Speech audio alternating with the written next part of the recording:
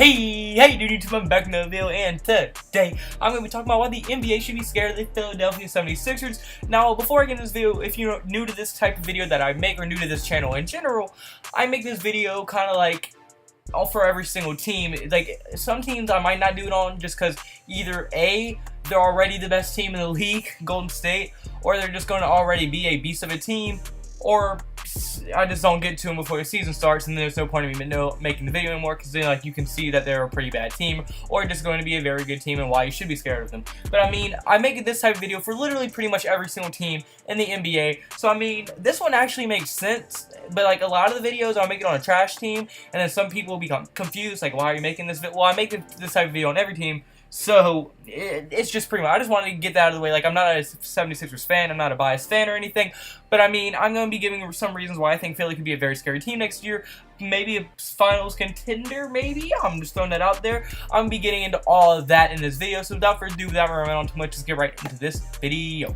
Alright, so the first reason I have for this video is going to be that they have the potential, they have the best duo in the NBA right now. As right now, they have Ben Simmons and Joel Embiid. Both of these players are absolute beasts. I mean, they're two of the best young players in the league, probably have the most potential out of anyone in the league, and are already pretty much like star-bound, superstar-bound players in the future. As I mean, last year, Ben Simmons, despite having an absolute stacked draft class that included people like Jason Tatum, Donovan Mitchell, Kyle Kuzma, and other players like that, he was able to break away with the Rookie of the Year, as he had a great rookie season, averaging 16 points per game, 8 rebounds per game, and 8 assists per game, and that is a very, very good stat line for a rookie. I mean, probably one of the best that NBA has seen in a long time. And then if you pair that with Joel Embiid, who some people already say is the best center in the entire league, and I mean, he finally proved that he can be healthy, as injuries have completely like plagued his career up until this point. But now last season, he played pretty much the entire season with pretty much injury-free, no major injuries, and he showed that he can dominate at an extremely high level when he's all healthy and gets to play a lot. And I mean, you can just see that as he was able to up his stats from last year by 2 points per game, 1 assist per game, and 4 rebounds per game. So he has literally improved in every single stat. He's shown that he can be healthy, so all the questions about, oh my god, was the Joel Embiid contract worth it? Is he going to be able to stay healthy?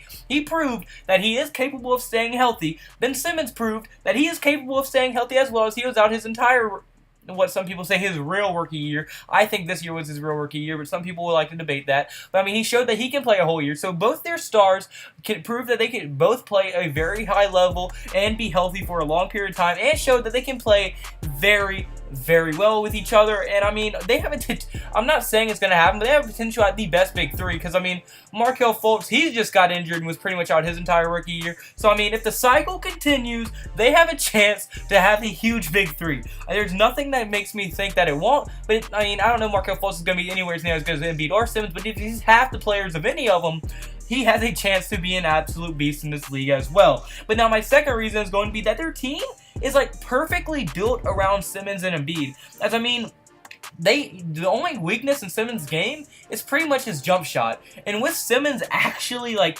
having probably one of the worst jump shots in the league, you have to have a roster that can like pick up that slack. And I mean, their roster hides the Simmons' lack of shooting extremely well, as they have sharpshooters like JJ Redick, who's a very good player, probably one of the best veteran three-point shooters in the entire league.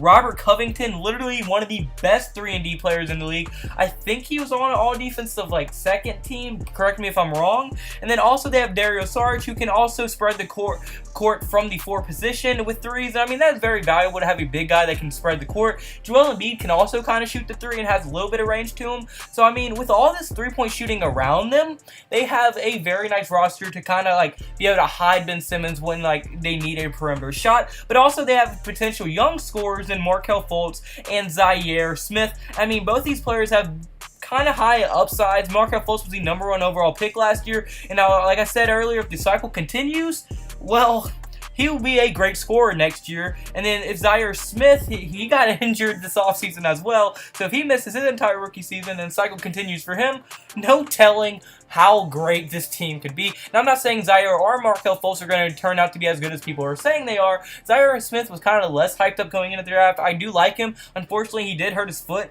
I mean, at this point, it's almost a good thing for the Philadelphia 76ers rookies to get hurt, because every time they come back, they become absolute beasts. So, I mean, if the cycle does continue for these two players, you better watch out for the Philadelphia 76ers. But assuming it doesn't and they just become decent players, they will still be very nice scorers to have off the bench, or maybe even starting depending how they develop. And it would be nice to see how they do develop. And I might make a video on them too, actually, or just the Philadelphia 76ers rookie curse in general. But my third reason and final reason for this video is going to be their elite play on both sides of the ball. Now, there's a lot of teams in the league that are either really good on defense or really good on offense, but kind of are pretty bad in the other. As the Spurs are extremely, extremely good on defense, but aren't too great on offense. And then last year, the Golden State Warriors, yes, they're usually known for having both elite offense and defense. They were barely above average on defense, according to NBA.com, and they had a beast of an offense. Now, I mean, kind of like Houston as well. Beast of an offense, not much defense.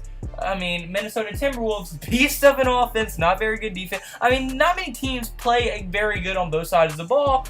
But the Philadelphia 76ers are very good on both sides. As I mean, they are top 12 in defense and top 5 in offense. And I mean, this is pretty obvious that they would be very good. As I mean, Embiid and Simmons can both play at extremely high levels on offense and defense. JJ Redick's an extremely good offensive player. Dario Saric and Robert Covington, they can play at a high level on both offense and defense. So, I mean, they really can lock down anyone they're playing and be able to outscore anyone they're playing on any given night.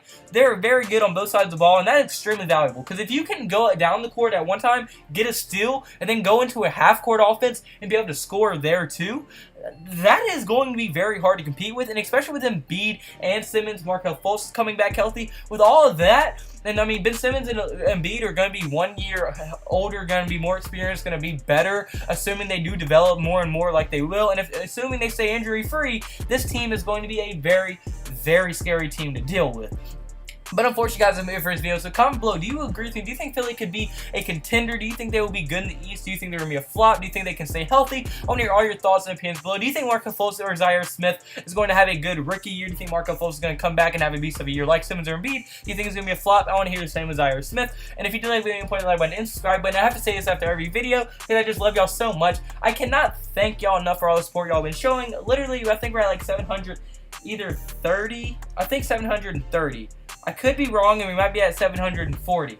I don't know. I think we're at 740 subscribers, actually. So almost halfway to 800 subscribers. Well, obviously we're more than that. Almost you know what I'm trying to say. 50 is halfway to 100, and 750 is halfway to 800.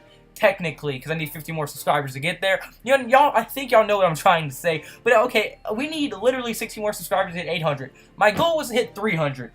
We're now close to 800. I cannot thank y'all for all the support y'all have been showing. And I'm going to keep making this video, keep grinding for y'all. I want to help y'all. I mean, I know I missed a video yesterday, and I'm sorry for that. I was pretty much a pussy. I was tired, and I didn't upload. That's my bad. I apologize for that. That's pretty bad on my part. I'm not going to do that again. I'm sorry. I kind of accidentally fell asleep. My fault. I have no excuses for that. But I'm going to get back on that daily grind for y'all. So see you in tomorrow's video. I hope you have a blessed day, because I had a blessed day, so y'all need to have a blessed day. Now, see you in tomorrow's video. Goodbye. Boo. Blah, blah, blah.